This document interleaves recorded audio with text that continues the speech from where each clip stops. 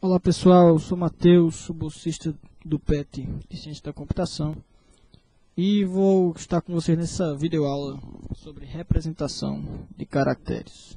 É um tema bastante simples, no caso a representação de caracteres não é um dos tópicos mais complexos da ciência da computação, mas é fundamental para quem está começando a programar, para quem está começando a se aventurar em uma linguagem de programação como C, C++ e Java, já que é bem semelhante o esquema de representação em todas essas linguagens. Na maioria das linguagens, o esquema de representação é bem semelhante. Bom, a gente começa falando sobre a maneira como os computadores tratam a informação. A informação é vista como um conjunto de bits e um bit representa um dígito binário. Tudo que o computador guarda, na verdade, está armazenado em forma de 0 ou de 1. No caso, um bit é aceso ou apagado e a gente representa graficamente em forma de 0 ou 1. E a sequência dessas informações, desses bits acesos ou apagados, são que nos dão as informações acerca de todas as coisas que acontecem dentro de um computador. Então, por exemplo, se a gente quiser representar o número 5, a gente recorre para uma representação binária, ou seja, a sequência 1, 0, 1, em maneira binária, representa o número 5. Dessa maneira, a gente consegue representar números facilmente. É só utilizar a base binária ao invés da base decimal, a base que a gente aprende na escola desde sempre. E aí vem a questão. Já que os números são representados de maneira tão fácil, como é que a gente vai conseguir representar os caracteres? Aí entra a codificação. E a gente vai ver que um código nada mais é do que uma regra para converter um pedaço de informação em outra forma de representação, não necessariamente do mesmo tipo. Existem códigos complexos e existem códigos bastante simples, que no caso tratam apenas do mapeamento. O que for 0 transforma nisso, o que for 1 vai ser isso, o que for 2 vai ser isso, e assim por diante.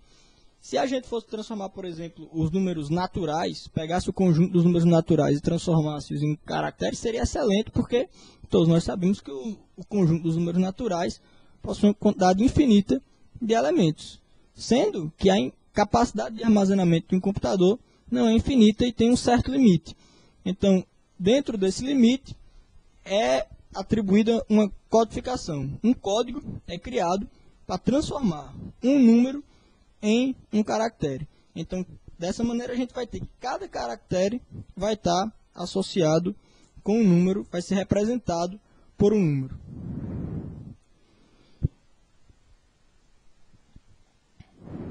E um dos primeiros códigos amplamente utilizados para representar caracteres foi o ASCII2, o ASC2. É um esquema que, no caso, vai se utilizar de 7 bits, cada caractere vai ser representado por 7 bits. Se a gente tem, por exemplo, 1 bit apenas, então nós só vamos ter duas alternativas, ou 0 ou 1. Se nós temos 2 bits, a gente vai ter 4 alternativas. Se nós temos 3 bits, a gente vai ter 8, e assim por diante, até que a gente chegar ao ponto que, com 7 bits, nós vamos poder representar até 128 caracteres. O número 65, ou seja, o número 01000001 em binário, corresponde à letra A maiúscula. O espaço em branco, por exemplo, corresponde a 0010000. Haja 0 para representar o 32. E dessa maneira, com esse esquema de codificação, a gente consegue representar os caracteres em um computador. É um padrão aceito mundialmente, o ASCII2. A maioria das linguagens de programação faz uso da tabela ASCII. E para quem duvida disso, a gente coloca um exemplo de código aqui. Um exemplo de código em C, vocês podem ver uma função principal, em que a gente define um caractere e faz uma coisa meio que inusitada para quem está começando a programar em C, que é atribuir um inteiro a um caractere. Quando a gente manda imprimir esse caractere, ele vai imprimir a letra A maiúscula. E como vocês viram anteriormente, a gente acabou de ver aqui, que o código ASCII 65, ou seja, o caractere que representa o código 65 da tabela ASCII, é a letra A maiúscula. Então, quando a gente mandar imprimir, perceba que no printf, o primeiro argumento é um string com %C, significa que a gente vai imprimir na forma de caractere. Então, se eu tenho um número 65 e vou imprimir na forma de caractere, significa que eu vou codificar, eu vou transformar esse número 65 em um caractere. E essa transformação, essa codificação, é feita através do padrão definido pela tabela ASCII. No caso, quando a gente mandar imprimir esse caractere, o número 65, ao invés de imprimir o número 65, vai imprimir um caractere, e o caractere correspondente a esse número nada mais é do que a letra A maiúscula. A gente pode, inclusive, fazer uma operação inversa. A gente pode declarar um caractere, dizer que ele é o A maiúsculo, isso é o comum, e a gente pode chegar ao ponto de criar um número e atribuir esse caractere a esse número. Depois a gente vai imprimir esse número e vamos chegar à conclusão, pelo fato de estarmos imprimindo um inteiro, não mais, agora temos um %D na string, ao invés de um %C, e a gente vai imprimir na forma de inteiro, ao invés de imprimir como caractere. E o inteiro impresso, obviamente, é o 65, porque a gente já viu que o 65 corresponde à letra A maiúscula.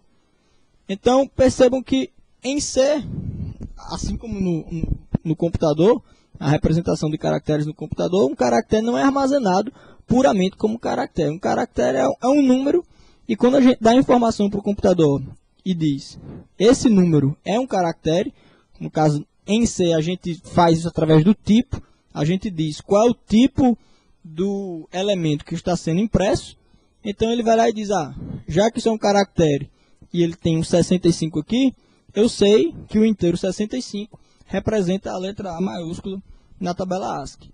Então, o computador vai lá e escreve um A na saída padrão, que é o que o printf faz. A função printf escreve os seus argumentos na saída padrão no terminal. Vocês podem copiar esse código, testar no terminal de vocês, ou no dev, para quem infelizmente usa o dev, testa que vai funcionar perfeitamente, é uma coisa que independe de sistema operacional. Bom, há uma pergunta que muitos podem estar se fazendo, é por que diabos a letra A maiúscula corresponde a 65? A verdade é que a tabela ASCII, ela possui, se vocês pararem para pensar, dá uma olhadinha no teclado de vocês e vejam quantos símbolos existem para serem representados pelo computador. É símbolo demais. E 65, 127 às vezes pode parecer pouco. E ainda assim havia necessidade de criar um conjunto de caracteres de controle, caracteres para serem utilizados pelo sistema, até para auxílio de interfaces, etc. E esses caracteres ocupam as posições de 0 a 31, no caso 32 posições, as 32 primeiras posições da tabela ASCII, já que ela começa de 0 e vai a 31, 32 posições. Depois da posição 32 até a 127, a gente vai ter caracteres da língua inglesa. Quem desenvolveu esse sistema, com certeza, provavelmente falava inglês, e por isso os caracteres da língua inglesa são tão evidentes. Ao mesmo tempo ajuda, porque em comparação com outras línguas como russo, português, espanhol, a língua inglesa possui um conjunto de caracteres mais reduzido. Então, nesse sentido, isso ajuda bastante na representação. Talvez por isso também tenha sido adotada. Mas eu acho que deve ser mais uma questão cultural. E uma grande questão que vem à tona é a seguinte: na época que a tabela ASCII foi criada, os computadores utilizavam palavras de 8 bits. E o ASCII utiliza apenas 7 bits. Então, o que é que acontecia? Havia um bit a mais que poderia ser utilizado. E esse bit a mais simplesmente dobrava a quantidade de elementos que a gente poderia representar. Então, o que era que acontecia? Haviam 128 caracteres representados na tabela ASCII, mas haviam mais 128 que poderiam ser utilizados e não havia um padrão para eles. Então, o que foi que aconteceu? Esses 128 mudavam conforme poderiam ser definidos de acordo com o alfabeto da região. com a necessidade dos desenvolvedores de software, etc. Imagine, por exemplo, representar o alfabeto russo, o hebraico, alguns tipos de ideogramas japoneses, árabe, por aí vai. Então, esse restante dos bits era utilizado e variava bastante conforme a região e a necessidade dos desenvolvedores de software.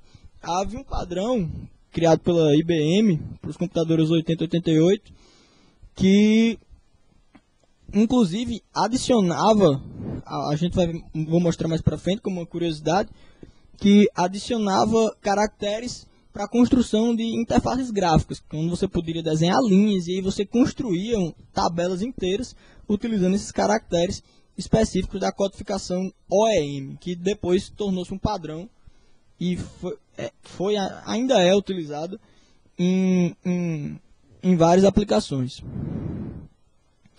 Bom, a tabela ASCII, como a gente pode ver, está representada aí. Percebam que está meio estranho, vocês podem achar meio estranho que em cima está de 0, 1, 2, 3, 4, aí vai até o F.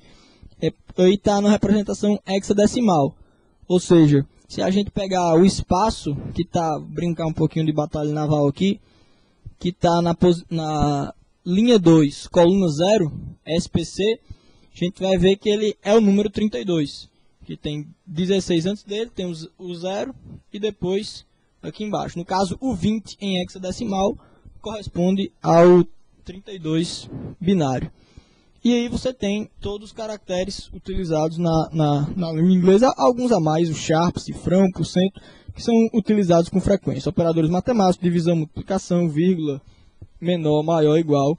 E seguindo essa tabela, seguindo esse conjunto de caracteres, se a gente utilizar apenas os caracteres demonstrados aqui, nessa tabela, a gente tem certeza de que o nosso programa, os caracteres utilizados, não vai haver nenhum engano. É uma tabela de segurança. Utilizando os caracteres daqui, a gente sabe que nada vai fugir do controle. E aqui está a tabela OEM que eu falei para vocês, criado pelo pessoal da IBM. Continua com os mesmos 32 bits iniciais de controle, mas aqui essa tabela está meio com uma representação diferente. Você vê que tem os símbolos de copa, ouro, de carteado lá. O pessoal da IBM gostava bastante de jogar, é o que parece. E embaixo, percebam que vai até, enquanto a tabela ASCII vai até a linha 7, aqui a gente dobra e vai até a linha F. Ou seja, a quantidade de caracteres da linha 8 até a F não faz mais parte da tabela ASCII e faz parte do padrão OEM. E esse padrão constitui acento, circunflexo, C cedilha maiúsculo, minúsculo, um monte de letra que eu não faço a mínima ideia, o sinal de Libra, sinal de iene, a moeda japonesa, letras gregas, alfa, beta, gama, pi, sigma maiúsculo, sigma minúsculo e por aí vai. E percebam que mais ou menos na região, o caractere B7, tem um monte de linha aí, essas linhas, esses quadrados pretos, eram utilizados para desenhar interfaces gráficas. Ou seja, a interface era toda desenhada no caractere, a galera saía dando print F no caractere e saía construindo os quadrados, a interface gráfica. E assim por diante. Bom, é isso. Eu espero que todos tenham gostado da videoaula e até a próxima.